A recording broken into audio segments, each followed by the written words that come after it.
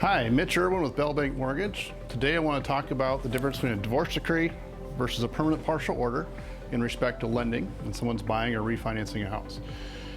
Since the pandemic, I've seen more permanent partial orders than any time in the past. I used to do maybe one a year.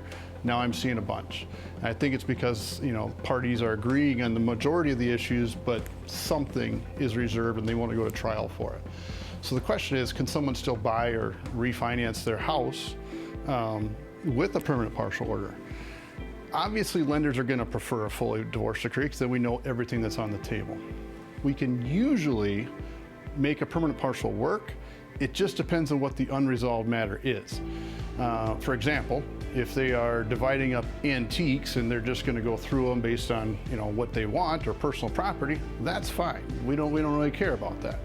If it is something that's going to impact the financials, meaning child support, parenting time, that's where things get a lot tougher, and sometimes we can't close that loan. In general, if it's something that says, an example would be parenting time, and you're going to trial for that, that has the potential to change child support.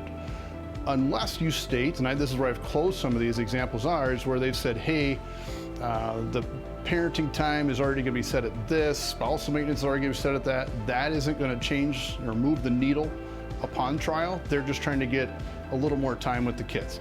Then that can work.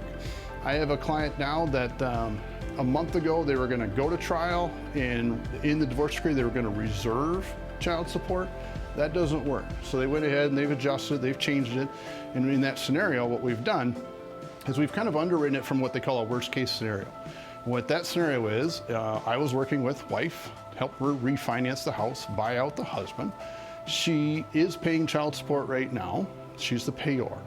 We were able to talk to husband's attorney and husband, have them provide a letter saying that they are not asking, as part of the trial, they're not asking for any more parenting time, they're not asking for any additional support. They want to keep the status quo up here.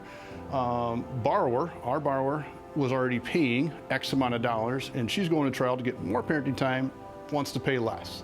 So we were able to underwrite it using the worst case scenario, which is what it is right now.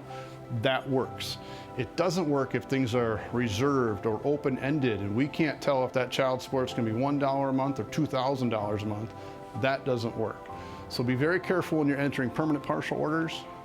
Have the lender review the decree in advance. Let them know what the unresolved matter is, to know if that's going to be an issue in underwriting or not, because that will impact your ability to close that loan, not only just to get it done, but the timing of it.